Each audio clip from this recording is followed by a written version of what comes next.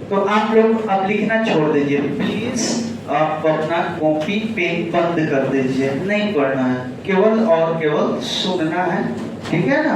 सुनना है बढ़िया से, मत लिखिए, लिखने की कोई जरूरत नहीं है।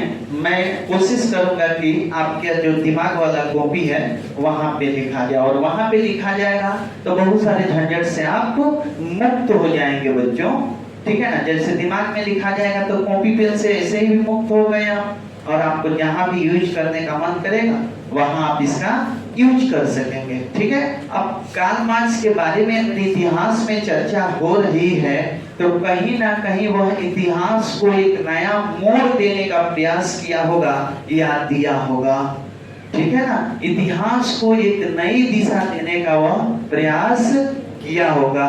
इसलिए इतिहास में हम कार्ल मार्क्स के बारे में पढ़ने जा रहे हैं। आप लोग भी इतिहास को बदलने का काम कीजिएगा, ठीक है ना? उसको पढ़ने का काम कीजिएगा, इतिहास को नई दिशा देने का काम कीजिएगा बच्चों, तो आपका भी नाम इतिहास में पढ़ाया जाएगा, ठीक है ना? तो चलिए देखो बाबू सब, यहाँ कार्ल मार्क्स जो है एक सफल और उच्च व्यक्तित्व वाला व्यक्ति था, ठीक है ना? जिसका जन्म जो है 5 मई 1818 ईस्वी में हुआ था, जिसका जन्म 5 मई 1818 ईस्वी में हुआ था, ठीक है ना? कब जन्म हुआ था इसका? ठीक है, देखो कैसे इसको याद रखोगे, तो देखो बउआ 18 कितना कितना हुआ सब? 18 यानी कि इतना तो याद रहेगा ना कि कार्ल मार्क्स का जो सन था वह दोनों आपस में क्या था? बराबर था। क्लियर? 18, ठीक है? अब 5 मई याद रख लेना उसके साथ, ठीक है ना? 5 मई, जैसे आप अगर कहीं लिख रहे हो या याद नहीं भी है 1818 ईस्वी भी लिख देंगे तो काम आपका चल जाएगा, ठीक है ना? तो 18 आपको याद रखना है। देखिए उसका जन्म जर्मनी के राइन प्रांत के ट्रियर नगर, कहाँ? ट्रियर, ये क्या है रे बउआ सब? ट्रियर नगर के यहूदी परिवार में हुआ था, ठीक है ना? उसका जन्म जर्मनी के राइन प्रांत के ट्रियर नगर के यहूदी परिवार में। कार्ल मार्क्स क्या था बउआ? यहूदी था। कार्ल मार्क्स क्या था? कार्ल मार्क्स क्या था? यहूदी था। अच्छा बताओ, पूरे विश्व में यहूदियों का एकमात्र देश का क्या नाम है? इजराइल। यहूदी पूरे विश्व में सबसे शार्प दिमाग रखते हैं। यहूदी का डीएनए दुनिया के सभी प्राणियों के डीएनए से प्रखर और तीव्र है, ठीक है? और उसी परिवार में कार्ल मार्क्स का जन्म हुआ था। इनके पिताजी का नाम हेनरी मार्क्स था। इनके पिताजी का नाम हेनरी मार्क्स था। कार्ल मार्क्स के पिताजी का नाम? जन्म कब हुआ था? कहाँ हुआ था? जर्मनी के राइन प्रांत के ट्रियर नगर में यहूदी परिवार में। पिताजी का नाम हेनरी मार्क्स था, ठीक है? वह एक प्रसिद्ध वकील थे। वह क्या थे बच्चों?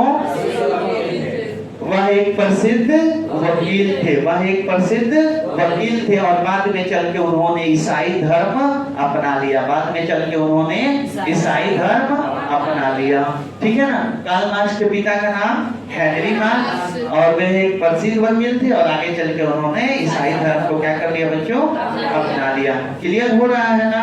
जन्म 1818 ईस्वी, जर्मनी राइन प्रांत ट्रियर नगर, यहूदी परिवार, पिताजी का नाम हेनरी मार्क्स, ठीक है ना? वह एक प्रसिद्ध वकील थे और उन्होंने आगे चल के ईसाई धर्म ग्रहण। देखिए किसी भी व्यक्ति के दिमाग पर, बौद्धिक क्षमता पर, सोचने की स्तर पर शिक्षा का विशेष योगदान होता है, ठीक है ना? तो सबसे पहले उन्होंने विश्वविद्यालय से, मॉन विश्वविद्यालय से विधि शिक्षा यानी LLB वगैरह जो कानून से संबंधित जो पढ़ाई होती है उसकी शिक्षा बोन विश्वविद्यालय से लिया। कहां से लिया बच्चों? बोन विश्वविद्यालय से। कहां से?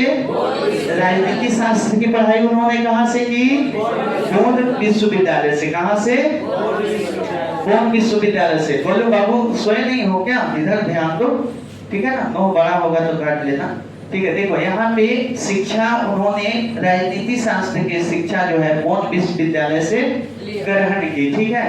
और यहाँ पे 1836 ईस्वी में बर्लिन विश्वविद्यालय ने भी जो है शिक्षा को ग्रहण किया। 1836 ईस्वी में कौन विश्वविद्यालय से चले गए वह? बर्लिन विश्वविद्यालय में। और जहाँ पे उनके जीवन में एक नया मोड़ आया, जहाँ पे उनके जीवन में एक नया मोड़ आया, ठीक है। जन्म हो गया यहाँ पे, पिताजी वगैरह सब हो गए, शिक्षा हो गई, अब विवाह होगा, ठीक है ना। विवाह इनकी हुई 1843 ईस्वी में, ठीक है ना। 1843 ईस्वी में इन्होंने अपने बचपन के मित्र जेनी से शादी कर लिया, ठीक है ना। 1843 ईस्वी में इन्होंने अपने बचपन के मित्र जेनी से शादी कर लिया, ठीक है ना। इनका राजनीतिक और सामाजिक सोच पे, जो ये राजनीति और समाज के बारे में सोचते थे, उस सोच पे मॉन्टेस्क्यू और रोसो का विशेष प्रभाव थे। दोनों दार्शनिक थे, ठीक है, विद्वान थे। इन दोनों के मत का विशेष प्रभाव था कार्ल मार्क्स के राजनीतिक और सामाजिक सोच पे। कार्ल मार्क्स के राजनीतिक और सामाजिक सोच पे बच्चों किसका प्रभाव था? तो मॉन्टेस्क्यू और रूसो का, ठीक है ना। 1844 ईस्वी, ठीक है ना। शादी के एक साल बाद एक एंजल नाम की, ठीक है ना, लेडी से इनकी मुलाकात होती है, जो जीवन भर इनका मित्र रहती है, जो जीवन भर इनका मित्र रहती है। और समाजवाद और साम्यवाद के कार्यों को यह दोनों लेकर के आगे बढ़ते हैं, ठीक है। समाजवाद और साम्यवाद के कार्यों को ये दोनों लेके आगे बढ़ते हैं। कौन कौन बच्चों?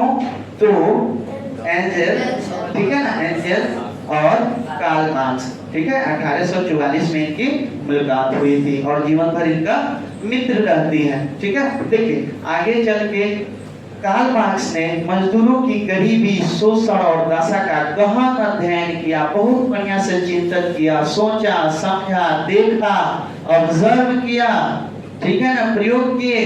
बहुत बढ़िया से सभी चीजों को देखने और समझने के बाद कार्ल मार्क्स और एंजल्स 1848 ईस्वी में 1848 ईस्वी में साम्यवादी घोषणा पत्र प्रस्तुत किए। क्या प्रस्तुत किए बच्चों? साम्यवादी घोषणा पत्र। क्या प्रस्तुत किए बच्चों? साम्यवादी घोषणा पत्र। देखो यहाँ पे सारी चीजें आपको बुझा रहा है ना कार्ल मार्क्स के बारे में। अब इसको तुम रट भी सकते थे। अभी हम लोग को बुझा रहा होगा कि उसके जीवन में क्या परिवर्तन हुआ, कैसे सोचा, कहाँ किससे मिला। इसको आप रट भी सकते हो, समझ भी सकते हो। अभी मैं आपको समझाने का कार्य करता हूँ और मेरा उद्देश्य रहता है कि मैं आपको समझाऊं और सिखाऊं, ठीक है ना। तो यहाँ पे देख रहे हो जन्म कैसे हुआ, आगे चल के उसके दिमाग पे किस तरह का परिवर्तन हुआ, ठीक है, शादी कब हुई, ठीक है, उसने कैसे क्या सोचा, उसके विचार में किनका किनका प्रभाव था, ये सारी चीजें, ठीक है ना। और बाद में मार्क्स और एंजल्स ने मिलकर के 1848 ईस्वी में साम्यवादी घोषणा पत्र प्रकाशित किया। ये है साम्यवादी घोषणा पत्र, जिसे आधुनिक साम्यवाद का जनक भी कहा जाता है। आधुनिक साम्यवाद का जनक। जनक का अर्थ होता है पिता। जनक का अर्थ होता है पिता। तो उन्होंने साम्यवादी घोषणा पत्र की प्रस्तुति की 1848 ईस्वी में, जिसे आधुनिक समाजवाद का जनक कहा जाता है। उसमें उन्होंने आर्थिक, सामाजिक और राजनैतिक तथ्यों को बहुत बढ़िया से लिखा और समझाया और इतिहास को एक नया मोड़ देने की कोशिश की।